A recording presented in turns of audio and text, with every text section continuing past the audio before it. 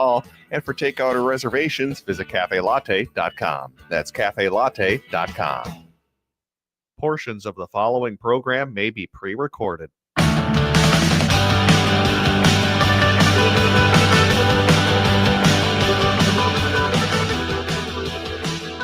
Broadcasting live in the 2 p.m. hour from the studios of AM 950 KTNF, the progressive voice of Minnesota, and airing on WCPT 820 Chicago's Progressive Talk in the mornings at 5 a.m. Drive time. Hey, Chicago. Good morning. Good morning, Chicago. That's new. We are the Gailey Show. I'm your host, John Parker. I'm in studio with executive producer Jim Pounds. Hey, all. I know in Chicago, we on WCPT, we've been on the air in the evenings at 8 p.m. And now we are happy to join your morning drive. Maybe people were having trouble getting to sleep after our show, so they they needed it in the morning. Well, we're very happy to be joining you on your trek to work, or wherever you happen to be going right now in the morning hours. If you're listening in Minnesota and during the live hour, our call-in number 952-946-6205, 946-6205. What is on the show? Now that rainbow washing is over, what will we do to get rid of corporate personhood and rein in corporations who skirt tax laws, poison the environment, and ruin local economies? I like that agenda. Violent attacks against the LGBTQ community, not just the data trends, but a Wisconsin woman identifying as a lesbian was assaulted in Illinois. Sam Nordquist is going to be added to the National LGBTQ Plus Wall of Honor at the Stonewall Inn. And trans people are taking new measures to protect themselves, buying guns. Jim, I know you'll have thoughts about this story. I have lots of thoughts. The Michigan State Senate has shut down unequivocally anti-trans legislation. We'll touch base on that. But up first, so MAGA and the Trump administration and Doge have slashed over $800 million in federal research funding. Specifically, that's just the funding on LGBTQ research. And folks who've been listening to the show know that we've been covering this, and we know the impacts of this. Not only are there a bunch of studies right now where people were getting medicine and they're now being kicked off these trials, but there was also a lot of research into current things that are happening around health and healthcare, not just for the queer community. But this is going to set back research for a generation. By the time that we get back in 2029 and we've taken over the White House, we're going to need a president who's going to be campaigning on a big platform. So this Democrat, whoever it's going to be, ideally or progressive, is going to have to say, yeah, I'm going to put forward a budget that's going to have, $18 billion or $3 billion, whatever it is, of federal research dollars. I'm going to hire 300,000 federal workers. These are going to be big things that a Democrat's going to have to get behind, and Democrats are not usually big on big ideas. But we're going to need it if we're just going to get back to where we were with all of this health research. So I'm concerned that even if we got that money right away in 2029, it takes a while to roll out hundreds of millions of dollars of research. And as we were learning over the weekend, foreign universities in Europe, Asia, South America are going, hey, all of you researchers that just lost your job or your research grants, come to our country. We'll employ you. Come to an enlightened country. Yeah, not a anti-intellectual, anti-science country. Right. So where I'm going with that, obviously we cover that on an ongoing basis, but I want to also, something that you can do right now is to participate in existing research studies. So I've got two that I want to talk about. Okay. First, for folks here in Minnesota, the Council on LGBTQIA2S plus Minnesotans, new council just got started over the past 12 months. Yay. They are conducting a comprehensive community needs assessment, statewide, first ever. And we just found out yesterday that they have received over 4,500 completed surveys so far, and they are officially extending the survey period through June 30th. Now, y'all, I know there are more than 4,500 gays in the state of Minnesota. Right. So if you are looking for something that you can do right now participating in this research is crucial Yep. for the folks in Minnesota. But what is the Community Needs Survey? So it is specifically designed to identify the needs of and challenges facing the queer community in Minnesota. So the goal of the project is to use data to create policy, administrative and funding recommendations for the governor and the legislature, as well as state agencies. In the survey, I've taken the survey. You've taken the survey, Yep. Jim. Okay. Yes. You're asked about health, legal challenges, education, community support, and more. I want to be mindful to say is that as I took it, there wasn't any personal identifiable information in there, right? No. So, I was giving information of me navigating Minnesota as an LGBTQ person, but they weren't asking for my specific experiences. Right. So if you're concerned about, well, wait a minute, I'm going to give my data over to the government, they're not going to know who you are. But when you think about how horribly under-researched we are as a people, it's like astonishing. So here is your chance, at least on this subject, and rather extensively on this subject, to express not only your opinion, but your experience. This is what my experience was like. This is what happened to me or didn't happen to me. And it's so valuable because now it's not hearsay. Now it's not one person's opinion. Now it's data. And as soon as it becomes data, it has power like you wouldn't believe. So you must do this. We're not asking you. You simply must. Well, yeah, we are strongly encouraging our editorial position. Our editorial position is, we're reporting the facts. The council exists. The council has collected 4,500 completed surveys so far. They are extending the deadline to June 30th. Those are the facts on the ground, objectively, journalistically. Our editorial position is that the state needs high quality data. Yes. And as someone who has a public affairs graduate degree and has worked for a community organization that did collect the only LGBTQ health data of its kind in the state of Minnesota, I know what good data can do. Yep. And this is good data. The survey is good research. Yep. And so we encourage the LGBTQ community. We have thank you to the 4,500 folks that have taken it so far. But there are how many people in the state of Minnesota? How many people? Yeah. 5 point something, 2-3 million. Okay. And 10% of that is more than 4,500. Wow. Right. So the survey is specifically for queer folks 18 years and older, as well as parents. So these can be straight or cisgender or both parents of LGBTQ youth. That's huge. You can also take the survey because it's going to ask you questions about what it's like to parent a child who is part of the community in Minnesota. So if you know somebody that should take it, even if it's not you, please tell them about it. Please connect them to it so that they can find out if they have a trans child or whatever the situation is. Spread it far and wide. Yes. And it is accessible through their website. So how do you take it? How do you take it? We are going to include a link in our survey notes, our show notes rather, and on our website. So you can go to am950radio.com. You can go to heartlandsignal.com, look up The Gailey Show, look up today's episode, and you can take the survey if you are here in Minnesota. You'll feel good about yourself when you're done, really.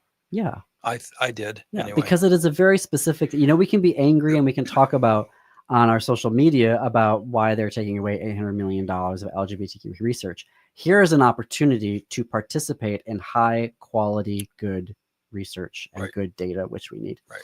The other one that we want to mention, this is a nationwide survey. It is the Trevor Project.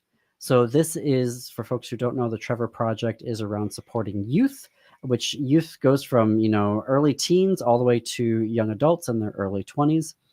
This specific survey is their national survey on the mental health of LGBTQ plus young people in the United States. Mm-hmm. Research like this has led to pretty groundbreaking findings about what folks are experiencing, particularly when they were documenting the emergence of online bullying and social bullying. This research really kind of helped to identify that, and it's been used by state governments, city governments across the country to secure the rights and also resources to support LGBTQ plus people. So this survey, to take it, you're 13 to 24 years old, obviously part of the LGBTQ community, and U.S. residents only. This also is you go to our show notes or go to our website and you click on the episode and you can find the link to take that. We're also going to put the links and information for these on our Blue Sky. For folks who are on Blue Sky, we are at thegaleyshow.org. That makes it super simple. You can just go to our Blue Sky post, click on the link, and then you can take the survey. Of course, also share with folks. Yep. Chicago, Illinois, if you're, obviously in Minnesota, share with your folks online and in your social media that you can participate in research. Now, those are two very specific areas. I will also say, if you are going to a Pride event this month, it's still May. Well, May and June, all over the summer. I know that the Prides happen all throughout the summer. If you are there and you see an organization doing a community survey, whether that's around health, legal, media, please take the time to also participate in that research. I know that I was working for a small nonprofit. There was only 5 of us doing the work of 25 folks. We were doing the only annual LGBTQ health community survey in the state of Minnesota. We went to all of the prides, or the majority of them, throughout the state of Minnesota, getting people to take the survey. People were really great, giving their time. But as we are losing all of this research dollars at the federal level, and potentially these folks are leaving the country to go work in other countries to do research, we need to be participating in any type of research and assessment and surveys that we can be a part of. So if you see a community organization at Pride who is doing a survey, doing research, please give them the time. Go get a t-shirt, go get it, wherever you're getting your refreshments from, cheese curds, or if you're at the, alcohol tent, whatever. But stop and take the time to fill out that data, because now more than ever, again, our editorial opinion, we need to understand what is happening in the queer community. And they are doing this at the federal level to erase us so that we don't know what's happening, and therefore no rights, no laws, no policies, no money can be devoted to the community. Yeah, and the data will sort of counter that. So. It's already time for a break. All right. When we come back, we're going to talk about corporations who have been using prides to rainbow wash and hide their sins. Now that they're not giving us money anymore, well, maybe it's time to take another look at corporations. You are listening to The Gailey Show.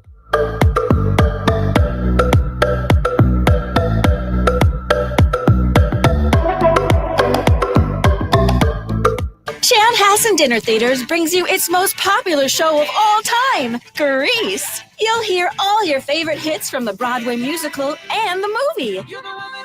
Join the whole gang at Rydell High. We'll sing, we'll dance, we'll bring you back to high school life in the 50s. Poodle skirts, bobby socks, the soda shop, and drive-in movies. Grease, it'll rock your socks off. Order your tickets today. Visit chanhassendt.com.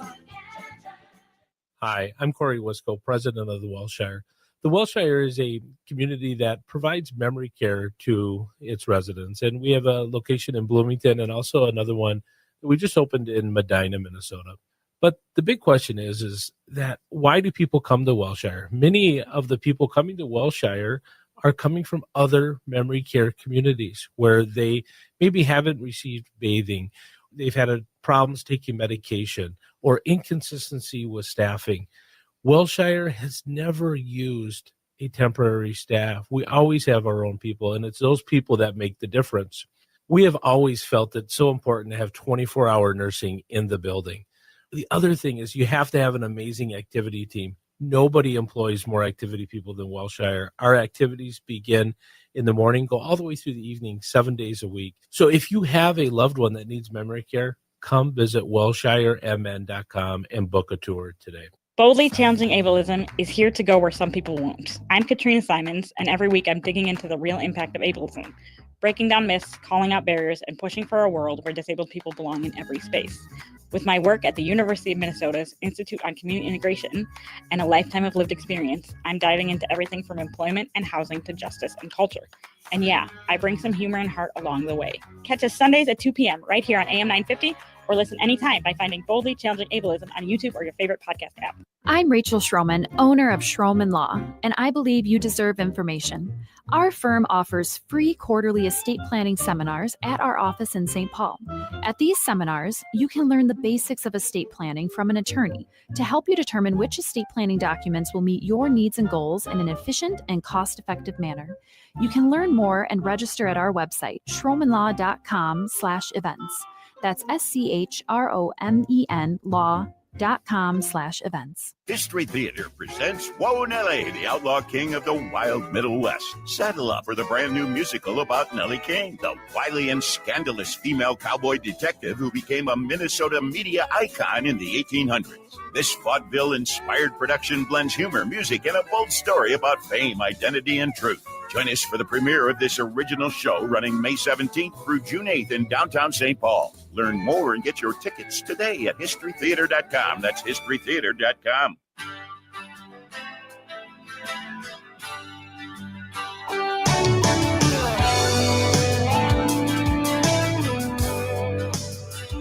Welcome back to the Gailey Show. I'm your host, John Parker. It is about 21 minutes after the hour. Our call-in number for folks listening in the Twin Cities live at the 2 p.m. hour, 952-946-6205, 952-946-6205.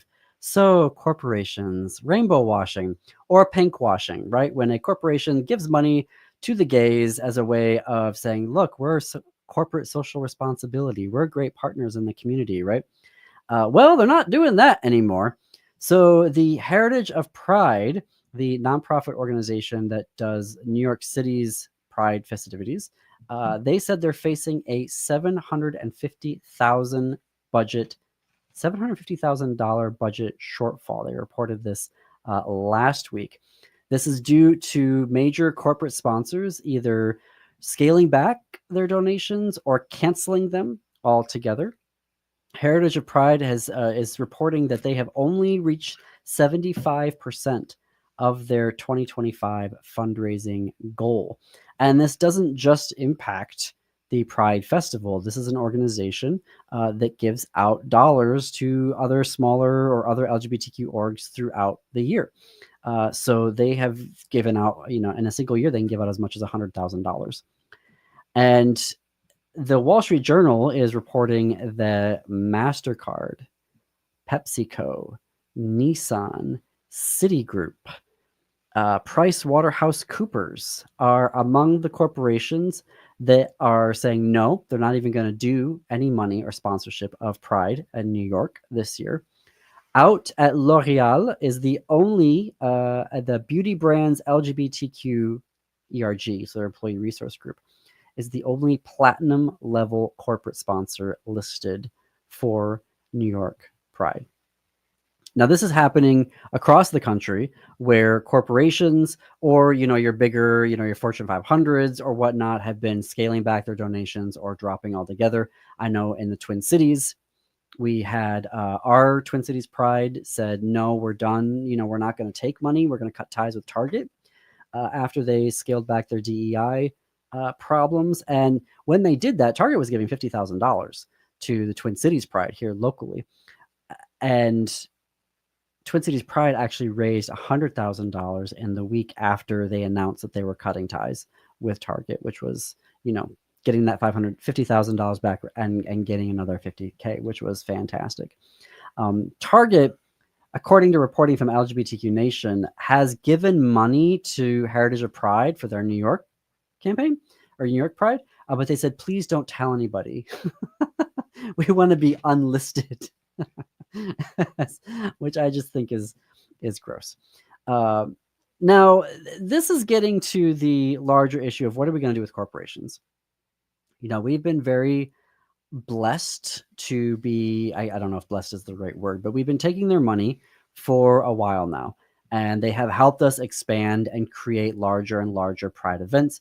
We've had a lot of pride organizations do what Heritage of Pride has been doing, which is saying we are also going to give back to the community throughout the year. This is not just about June. We are going to give, grants and scholarships and support other organizations within our communities and cities. And now these corporations are saying, no, we're not going to do that. And I also want to, it's a very interesting time to be doing that because there is a new study out from Northeastern University.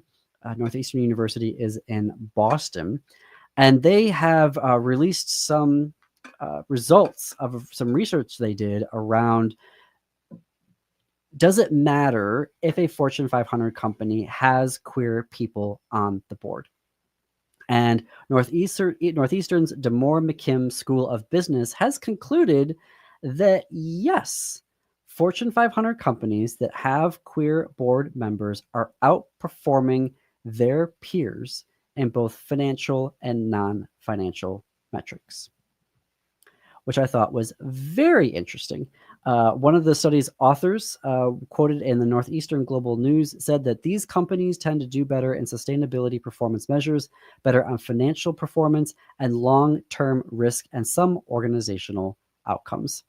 Having diverse points of view can mitigate risk and can offer new solutions as long as they are integrated into the board. So while there is 25 million Americans who identify as LGBTQ+, only 7.6% of the country's of the country's population, less than 1% rather, hold board seats. Now, okay, so they're cutting back on their donations to pride events across the country.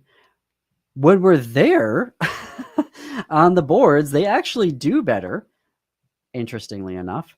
But also fun research coming out that according to a newly released American National Election Studies data from late 2024 rather, Americans are digging labor unions right now in a pretty big way. So in 2016, American sentiments towards labor and business started to split. They were exactly the same in 2012. I should say from 2004 to 2012, at both of them, sentiment towards labor and big business was going down. In 2012, it was exactly the same. And then all of a sudden in 2016, they started to diverge, and it has gotten to an all-time huge divergence where 60% of the people in this survey from the American National Election Survey said they were for labor unions and less than 45% for big business. Big number. Well, yeah, that's why it was astonishing that, as we know, at the national level, the major labor unions supported a person that hates organized labor. Now, okay, fact check. Which is not the rank and file, the national leadership. It was only like Teamsters. 2%. It was I was a small percentage. It was like 1.5, 2 points. But Kamala did get more union voters than Joe Biden did in 2020. It was only like 2% or somewhere around there. But unendorsed she did. by the national labor unions. Well, okay, yes. So that's a certain Teamsters specifically. So imagine being somebody at the national level. This is something that I get frustrated about with how bad some of the leadership is at labor unions. But to know that about him, to have a clear, there's anti-union Republican, there's pro-union Democrat. Yeah. To not be able to make an endorsement is a sort of a failure of leadership that is But there's mind-numbing. trans people in sports. Yes. Whose bathrooms the big do I major use? issue of the day. Yeah. Who cares about all these other major issues? There's trans people playing sports. Right. But this is the larger Childish. question, and I want to come back and deal with this over the break, because are we as the LGBTQ community now going to say, you know what? We tried working with you. You pulled back when we needed you the most. You're giving up on us. All right, fine. We're going to do what we can to rein you in. We're going to fit in a break here. You are listening to The Gailey Show on AM 950 KTNF and on WCPT 820 Chicago's Progressive Talk.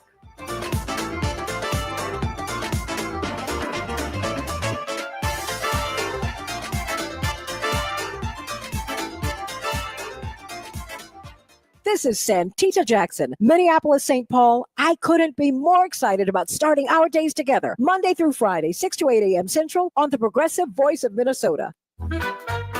This June, Twin Cities Gay Men's Chorus serves diva worship for their Leading Ladies Divas of Broadway Pride concert.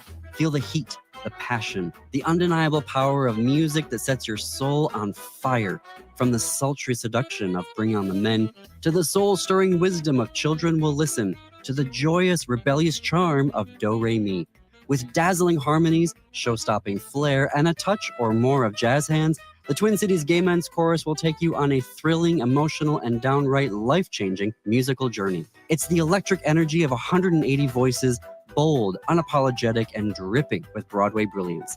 This isn't just a concert, it's a celebration of pride, power, and the irresistible magic of Broadway. The dates are June 21st and 22nd at the Ordway. Tickets start at $28. Get yours today at tcgmc.org. That's tcgmc.org. It's entertainment worth coming out for. Hastings, get ready to celebrate love and community. Hastings Pride returns at 11 a.m. Friday, June 14th at Levy Park, and everyone's invited. Enjoy live music, drag performances, food trucks, local vendors, and family activities, all by the river in beautiful downtown Hastings.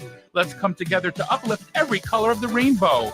Hastings Pride on June 14th at Levy Park. All are welcome, all belong. Details at ideaorganization.org or on Facebook and Instagram. You're listening to AM 950, the Progressive Voice of Minnesota.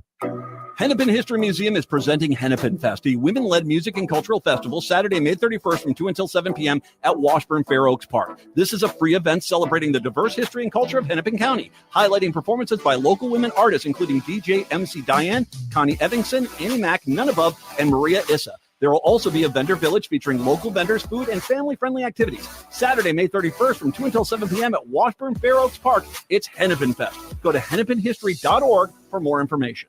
With your AM 950 weather, I'm Brett Johnson. Look for scattered thunderstorms throughout today with a high near 67. Tonight, cloudy with a low around 53. And Wednesday, partly cloudy with a high near 70. Cafe Latte's Bakery is a local favorite for fresh baked treats, cupcakes, and breads, all made without artificial ingredients. Because a Cafe Latte, ingredients matter. Find them off Victoria and Grand in St. Paul. And for takeout or reservations, visit cafelatte.com. That's cafelatte.com.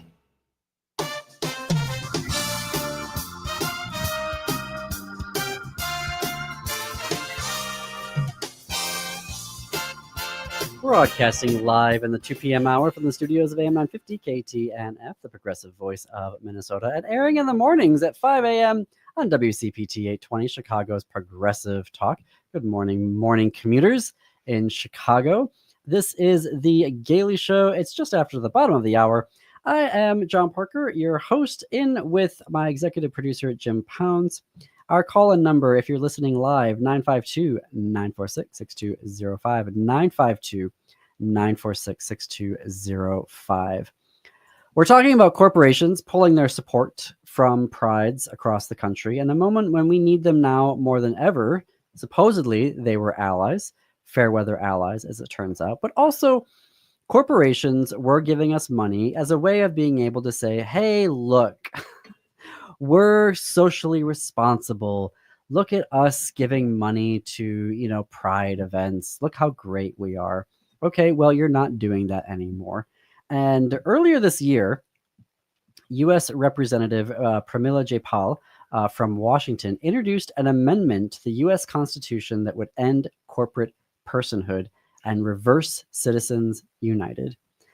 Now, I want to take a minute here and say how tired I am, how exhausted I am, that MAGA can sit there and say, we are going to change the Constitution on birthright citizenship. We have the imagination. We have the organizing.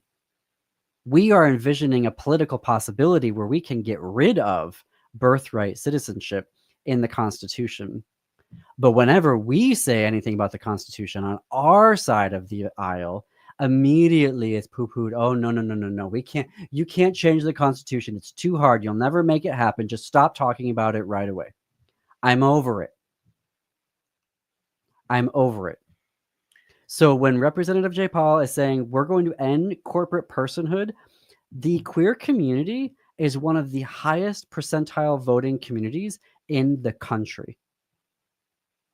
And I think it is beyond time that we need to start considering as a community our economic policy and say, you know what, corporations, we have been trying to work with you to improve how you hire, improve your operations. There is recent research that says when we are integrated onto your boards, Fortune 500 companies, you do better because diversity of thought, diversity of opinion, hey, makes things better. Go figure. But if you're going to pull back and you're going to stop giving us money and you're going to ingratiate yourselves with an administration that is actively attacking us across the board in every aspect of public life, you no longer get to be a person. Corporations go back to being corporations. They don't have corporate personhood. It never made any sense. I've already done this speech, but if you talk to a very right-wing person and you say, do you think corporations are people? You'll see it flash across their eyes that they don't. They know all of us, no matter where you are on a political landscape, know that is false. And it should be overturnable because it was a sort of an evil intent to begin with, to say something is fundamentally that is untrue is true. Yeah. So and I'll add my pledge to what you're saying, and I've talked about this before, but I'm going to do it now. When I heard you mention Citicorp and MasterCard and all that, I have a Citicorp MasterCard, and I'm going to cut it up, and I'm going to contact them and say, this thing is burning a hole in my wallet because it's evil, and so here, you can have this refuse back. Well, we haven't been to Target since they canceled No, their DEI I know. initiatives. And that's another thing. We'll not be going back. People should feel empowered. I am a little frustrated that people keep doing business with, Twitter or whatever, when you are giving aid and comfort to the enemy. I don't understand. I know you can't undo everything, but my goodness, we could all make some sacrifices to extend our power a little bit. And this is something I'm going to do. I don't need to deal with Citicorp. I don't never have really liked them. I've got that. I don't need that MasterCard. I can get rid of it and make a point while I'm doing it to their management. And if more people do that, they're going to take us more seriously. I don't think they think most humans will make any effort to change their buying habits. I think they really don't think that's likely to happen or have staying power. So we have to show them we're serious about it. And there is some reporting about CEOs saying that they want to start staying away from this stuff because they don't want to have, like Coors last year when they had all the right-wing backlash, Target where supposedly there were protesters throwing rocks into the windows. And I think it was like one time, they're like, we don't want boycotts from the left or the right. Okay, great. You're going to go back to being a corporation. So now we're going to talk about corporations. We're going to talk about corporate personhood and what you're doing to distort the American electoral process with all of your money. We're going to talk about taxes. Okay. We're going to talk about your taxes and all the little loopholes that you go through to make sure that you don't pay a dime in taxes, whereas we are paying taxes. I don't think corporations should be allowed to make a donation to any political at all. Well, I don't think there should be PACs. I don't think there should be, contributions from any organization. I've always believed that you should donate to an individual person running for an office or for if there's a referendum of some kind, and it should be a very limited amount of money. I'm not disagreeing. Take all the money out of this process. I think as the queer community, as the LGBTQ community, we need to now give ourselves the permission to say, you know what, we were trying to do right by you. We were trying to make your corporation or your organization better. You have now failed at this. Right. We are going to undo our deal with the devil. Yep. Prides were getting a little too corporate, but it was like, look, we were able to grow it. We were sort of turning a blind eye when Target would do some, nonsense. That's my FCC way of saying it. When they would be, terrible, something would be like, yes, they're terrible on this, but they also do good things. There would always be that comes out of our mouth. We don't have to do that anymore. We can liberate ourselves from that. I mean, Target is the most egregious example because they were, caught out giving anti-LGBTQ donations. We said, hey, now what are you doing here? We worked with them. They were making good strides, and now they've turned around and blown it all to hell. Right. So I think we need to liberate ourselves from saying, yeah, no, it's great that you do nice things, but we don't care about that anymore. You are a corporation. Yep. We don't want to hear about corporate social responsibility or ERGs anymore or blah, blah, blah. You are going to be held accountable now. No more personhood. You're going to pay your taxes. And, oh, by the way, climate change. By the way. Yeah. Your contributions to climate change, which even gets down to what I talk about in this week's in my Queer in the Cosmos essay, turn the lights off your building at night. There's no reason why your skyscraper needs to have all of the lights on that is contributing to climate change. Turn the lights off. There's an easy thing that you can do.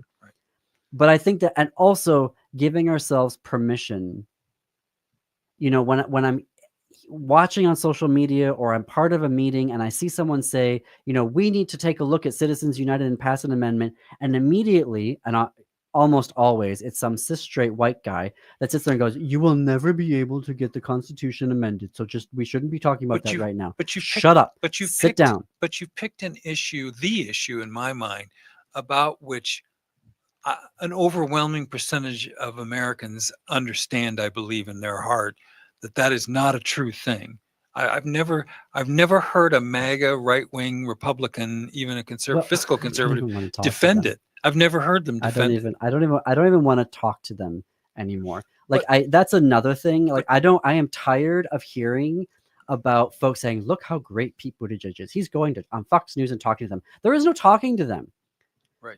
Jim, you were just telling me a story yesterday about in North Carolina, a city being denied FEMA funds and all the support because it got cut, something for their infrastructure that got cut by Doge. Yep. And they're still saying, well, yes, I support the president. No, there is no talking to these people. Yeah. North Carolina voted for him, and he just denied their request for FEMA funding. Arkansas voted for him. He denied the request for FEMA funding. Yep. He is cutting things left and right. And when they have the cuts to Medicaid, that is going to have huge ramifications. Devastating. SNAP.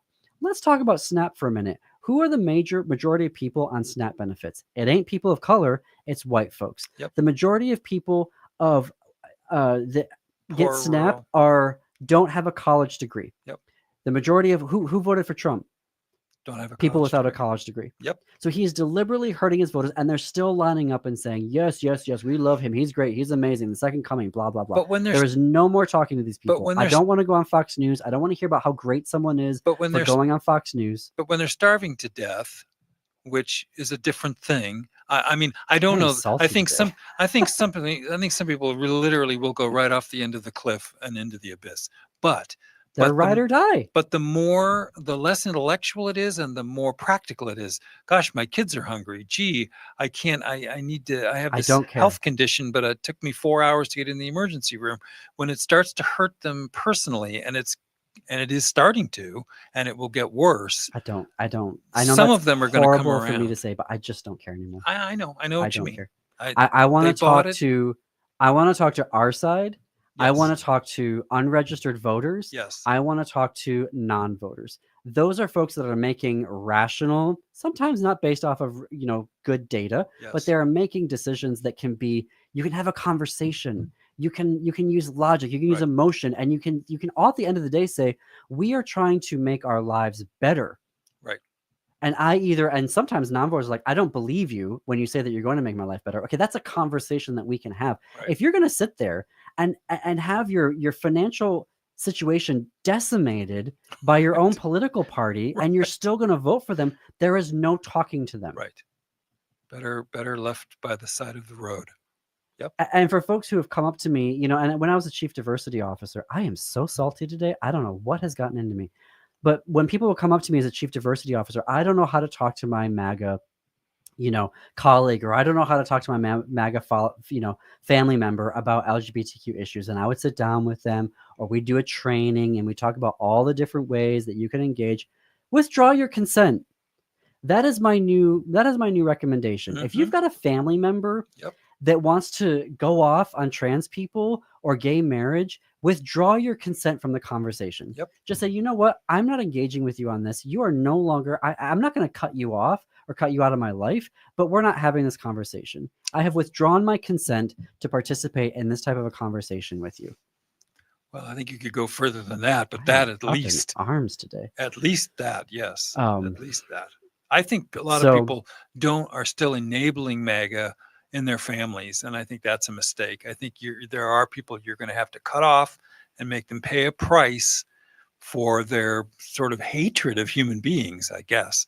We're going to have to see them for who they really are rather than who we wish they were, and decide if that's really where you want to spend Thanksgiving. Decide if that's where you want to take your kids, their grandkids. Decide if you want to do that or not. But we are finding out also who corporations are. Yes, agreed. And we do not need this type of support anymore. Right. We don't need this type of support. So now that we know who they're going to be, and they've thrown us under the bus and they said, no, we're not gonna support pride initiatives anymore, then we need to sit down as a community and take a very hard look about our policy, our position as it relates to corporations.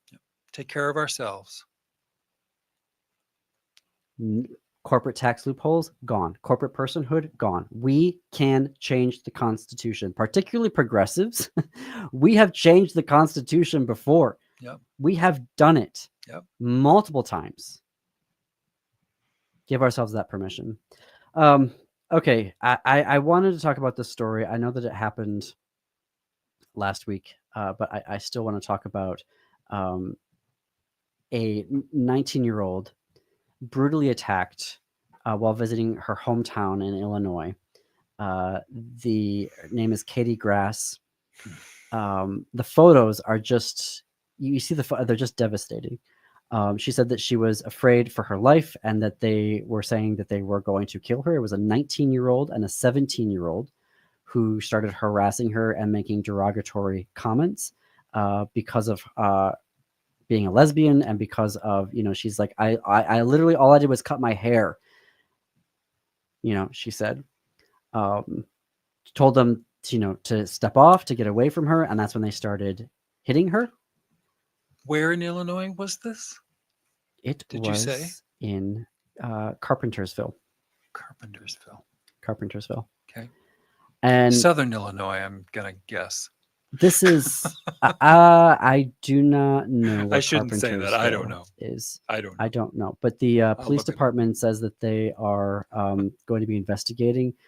It doesn't look like they are going to do hate crime charges, which blows my mind. Really? On that. But we're going to have a little bit more here on crime when we come back, because there's some interesting data to take a look at there. You are listening to The Gailey Show. One last break right here on AM 950 KTNF and WCPT 820 Chicago's Talk, where facts matter.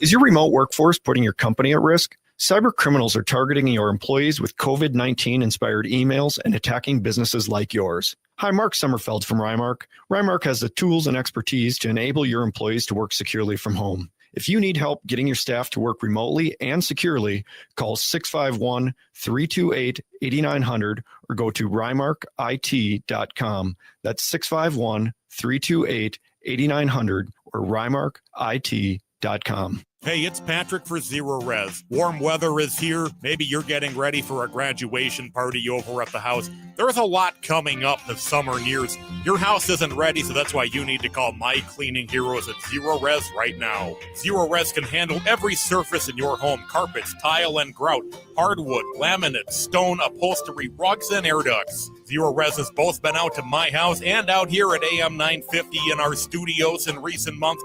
They did such a fantastic job. They were on time, professional, and courteous. They got the stains out that we didn't think would come out here at the station. This month, get 3-room Zero Resified from Minnesota's #1 carpet and air duct cleaner and take 20% off all services. That's right, 20% off all services. But you need to go to ZeroResMinnesota.com or call 9520-RES and ask for the AM 950 special.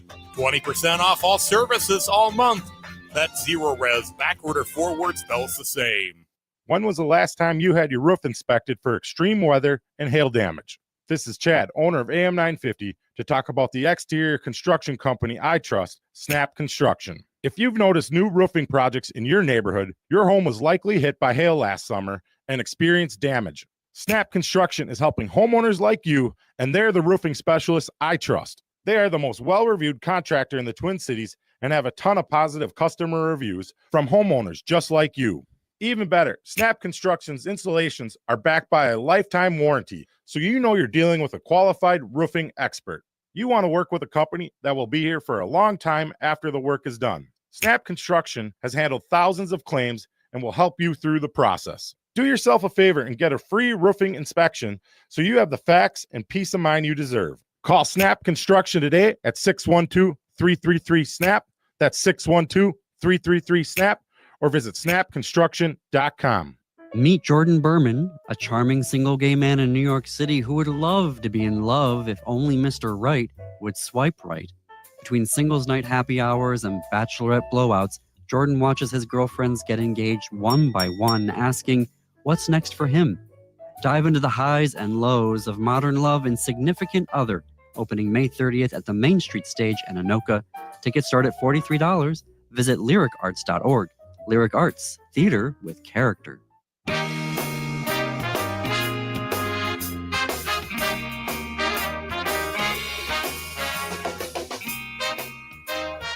Welcome back to the Daily Show. We are coming up here at the top of the hour.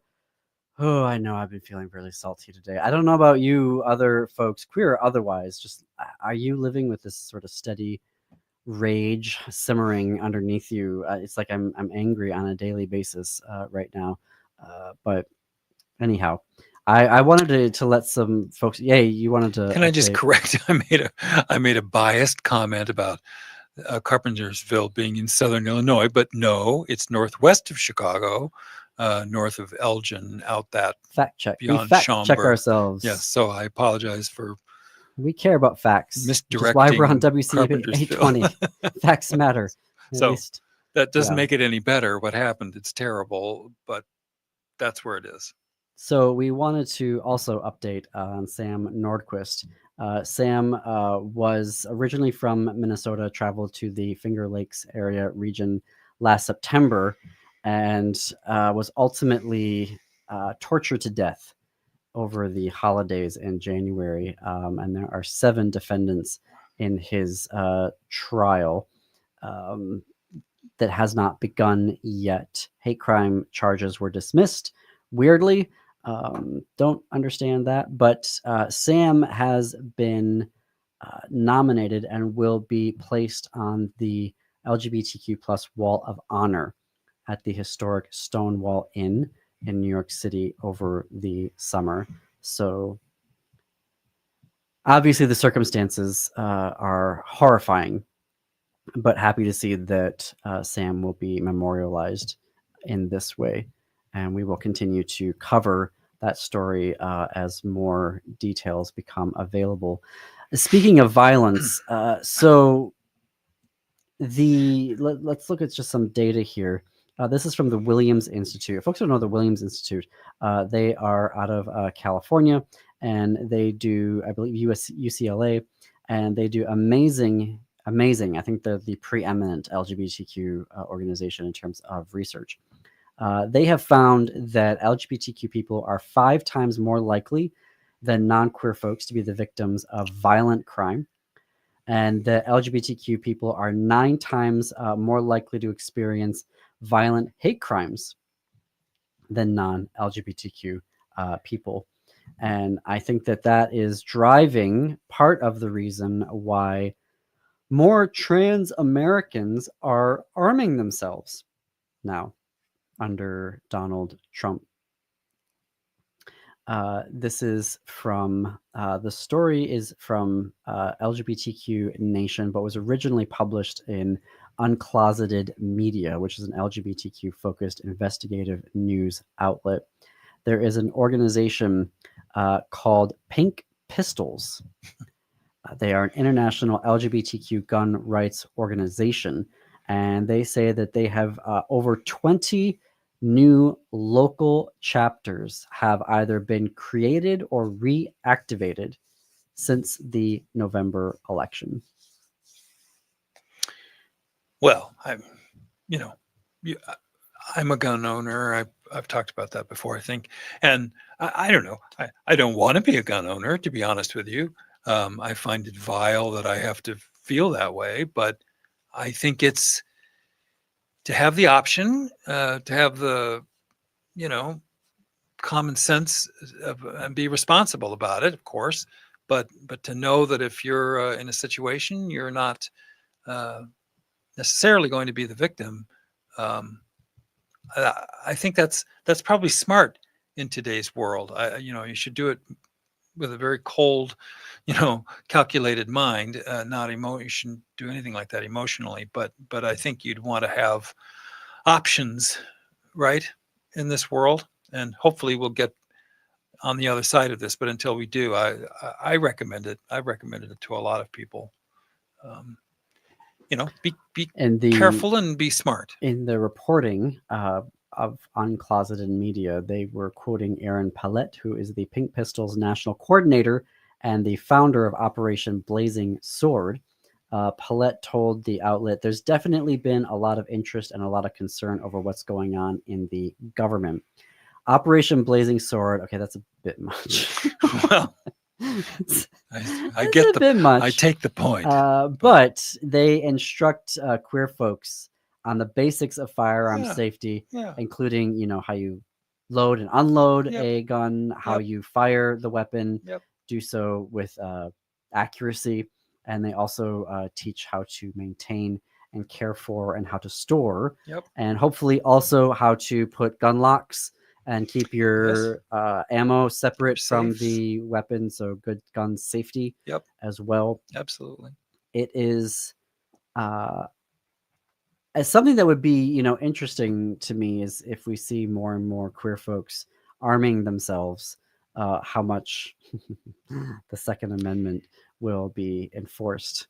I feel like suddenly all the gays have guns. Will they freak out and go, "Oh, we should have gun restrictions"? I remember back in the 70s, we always said, don't go someplace by yourself. That's easy to say, but it's like, be a little more mindful about it. If you're going to walk out of the bar or whatever, walk with somebody to their car and have them drive you to your car, and just sort of be thoughtful about that stuff. As a kind of defense. I think bullies and people like that pick on single individuals, so try to not be that. Well, we're coming up at the end of our time here today. I know we've been in our feelings, but I also wanted to let folks know that for our podcast that Jim and I host, and Jim produces, we have a new episode of This Queer Book Saved My Life. It is a special limited series that we are doing where the guests of the show are owners and or managers of LGBTQ bookstores, or bookstores that have a very clear LGBTQ focus, which is what this week's episode just dropped. It's the owner of, let's see here, Chris Kleindienst, owner of Left Bank Books. Chris is a 56-year-old progressive bookstore.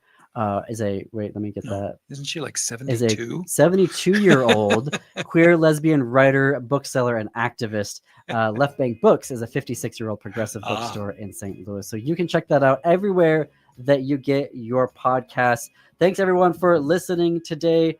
We'll be back here with you tomorrow. Up next in Chicago, Choose Views with Richard Chu, and on AM 950 is the Matt McNeil Show. Until tomorrow, keep it queer, America. Keep it queer.